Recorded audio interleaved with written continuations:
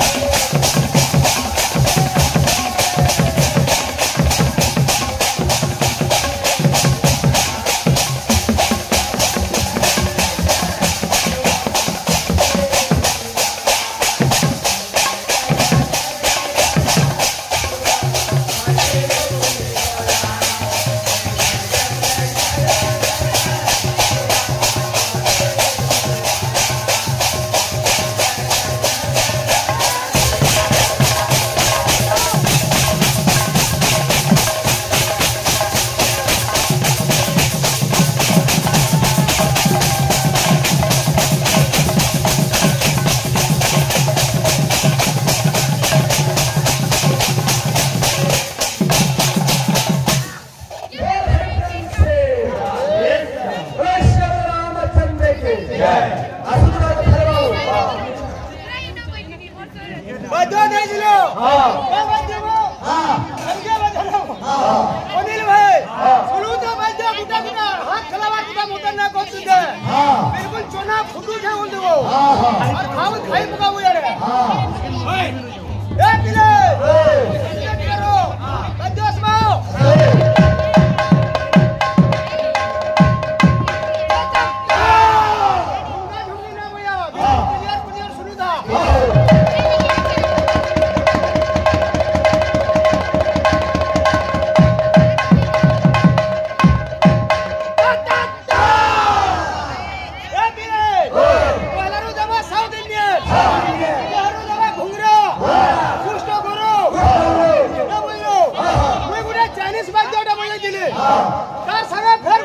English बजो pocket मारो हमार अनिल भाई बजो बजो दिलो ये साउथ इंडियन बजो कंदा बजो दिलो जम जम त्रिकी जम जम आम जागो जागो किना किना आम जागो किना आम जागो कबड्डी राठौर आसुन राज्य चले सुनो तो अंदा जते वाला बासी साउथ इंडियन बजो अंदा भिलियन के मार पड़ू दुआ जते वाला कुटे बास आसे बास का मुदा ये जो बोल दुआ अरे जते वाला का मुदा कुटे सिट सिट सिट सिट बोल दुआ सुनो तो थाले थाले अबे दबे तुरंत बजो मारी गलो ओ कॉपी करो भाग बोला जने सुनिया रे बजो ए पिले